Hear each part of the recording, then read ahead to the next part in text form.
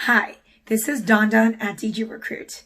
Recently, I was asked by a follower of mine who's in the recruitment space. I've now been at the same agency for 3 years. This is the only agency I've worked at.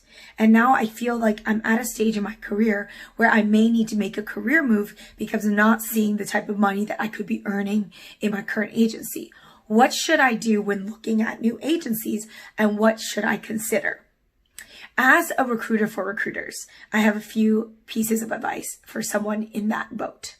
Similar to my experience working within a recruitment agency since pretty much right out of college, I found out through my years of experience that once you get to a certain stage in your life, if you're not at the top of the pyramid, it's time to really think about what you're doing every single day, because 3 years in recruiting is like leap years. It's like dog years, right? 3 years is a long time to be at the same agency. I mean, how many people do you know in the same agency for 3 years?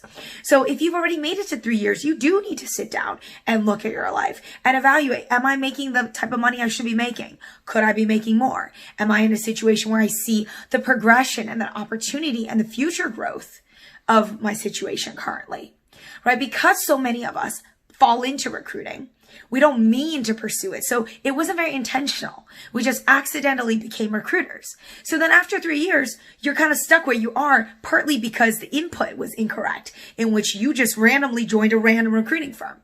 Now you can get lucky like I did. I joined a company that I felt was a perfect place for me to learn the business and really excel as a producer, because I joined a company that allowed me to do a few things. And so this is what you should be watching out for when you do think about the factors as it relates to the recruitment opportunity ahead of you.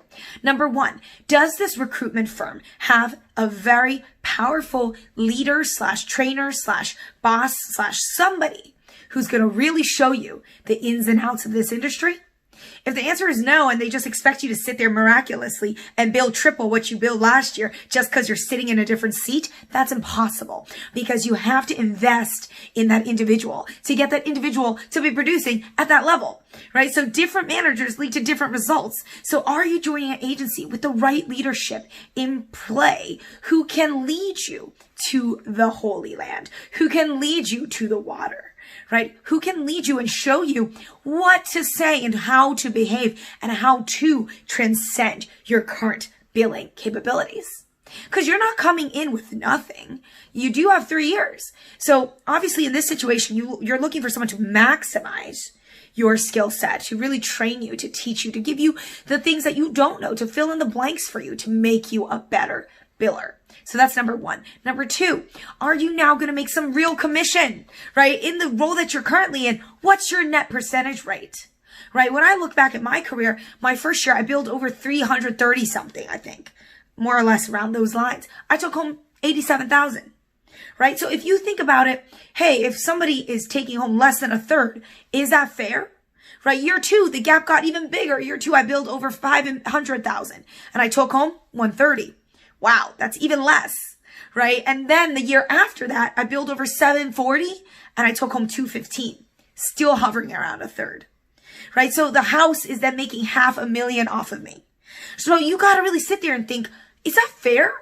Is giving away half or more fair? Half is not bad, because half of 700 is like 350. That's like buku bucks, right? For a 25, 26-year-old. Like I was at the time. But 215, that was mind-blowingly big. But I left behind quite a bit of money if I was at a higher commission clip. So number two, commission, are you earning enough, right? Are you really earning the amount of money you should be earning? Because this job is about making money. If you're not making money, you really got to question, why are you sitting here? You know, if you're making like decent money, got to be questioning, why are you sitting here? There's no point doing this job if you're making money, right? You could do any other type of job to make money. If you're in this job, you want to make buku bucks, right? So are you in a place that you can really make buku bucks? And if not, then that's a concern. Number three, are you supposed to be a manager, right? So this was the issue I was facing. I did not like managing. I don't get paid any extra to manage. I wasn't making money being a manager. In fact, I lost money because they took away my market. They made me do some other market, which again, takes money out of my pocket, and then also made me manage a bunch of juniors who weren't really into it. Again, huge waste of time and effort. Am I getting paid for that? What am I here for? I'm not here to be somebody's peon. I'm not here to make money for the company. I'm here to make money for me. If I make money, then everybody makes money. That's how it goes, right? I'm not here to service my company. I'm in a commission-based job, right? So is management the right solution for you? 9 times out of 10 for top billers who are like super hungry. No, it's not. You probably want to be the top of the pyramid. Are you at the top of the pyramid? Is that possible? If you're at a 500 person agency, is that possible? Can you jump to the top of that line and get equity? Probably not, right? So you may have to look elsewhere. You may have to leave at that point. Another point I wanted to make is, are you in a position where you are doing sales? If by year 4, you're not doing sales and you're not getting out there, you're not consistently building up a client book, 2 things need to be considered. Number 1, are you really cut out for this job? Why are you not succeeding at sales? What's missing? Are you unable to land clients? Are you unable to close deals? Are you unable to establish a niche? Whatever the reason may be, is that going to be solved when you move to a different agency? Probably not, right? If you cannot land clients in your current agency, you're probably not going to be able to land them in the new agency. It's not like when you switch agencies, all of a sudden things change, right? So the number 2 piece of that is your company giving the resources to become a sales leader? Right? Are you actually given the opportunity to become a sales leader? Are you being trained on how to do it? Are you given the opportunity to land accounts? Or are all the good accounts taken? Did everybody just take all the good accounts and you're stuck with the crappy accounts? You're stuck looking through everyone's trash? Right? So this is why big box agencies, it's a good place to start your career. You don't want to stay there too long because there's really nothing there for you. All of the factors I mentioned, you're not going to really be able to get in a big box agency. Right? In a big box agency, likely you're getting a big fat base and very little commission, at which point, why are you even in recruitment? This is a commission-based job that you're supposed to make $200,000-$300,000 a year. If you're in a high base and you're clocking out at 115 year 3, that's sad, right? That's really sad. I really hope that's not the case for you because you want to be making a lot more than that. This industry has so much more to make, right? Like you'd be getting the short end of the stick if year 3, year 4, you're still struggling to break 150. Like, that's not the purpose of this job. This job is supposed to pay a lot more than that. And it's supposed to be sustainable as well. So I hope all of these ideas are something you can think about when you're looking at your career and think about your own success and where are your problem areas? What can you work on to be a better professional?